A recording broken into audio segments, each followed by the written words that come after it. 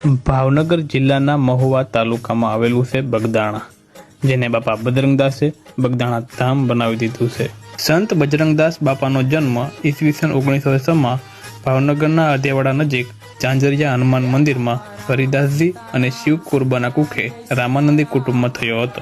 રામાનંદી સાધુ હોવાના લીધે તેમનું નામ ભક્તિરામ રાખવામાં આવ્યું.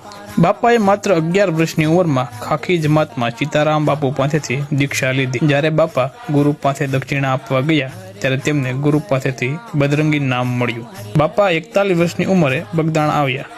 બાપાએ અહીં ત્રિવેણી સંગમ જોયો. બગદાણામાં બાપાને 5 મૂળ તત્વો જોવા મળ્યા: બગદાણા ગામ, બગડ નદી, બગડેશ્વર મહાદેવ, બગદાલમ ઋષિ અને બજરંગદાસ બાપા. બાપાએ 1951માં બગદાણામાં આશ્રમની સ્થાપના કરી. બાપાએ 1959માં બગદાણામાં અન્નક્ષેત્ર ચાલુ કર્યું, જે આજે વિશ્વનું સૌથી મોટું અન્નક્ષેત્ર બનીને ઉભરી આવ્યું છે. જ્યારે દેશને જરૂર પડી ત્યારે પોતાના આશ્રમની હરાજી કરી જે નાણું આવ્યું તે દેશને સમર્પિત કરી દીધું.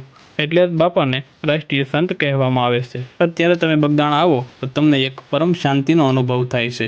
બજરંગદાસ બાપાના આ બગદાણા ધામમાં તમે પણ આવજો એકવાર દર્શને. તો બધાને મારા જય જય જય બાપા સીતારામ.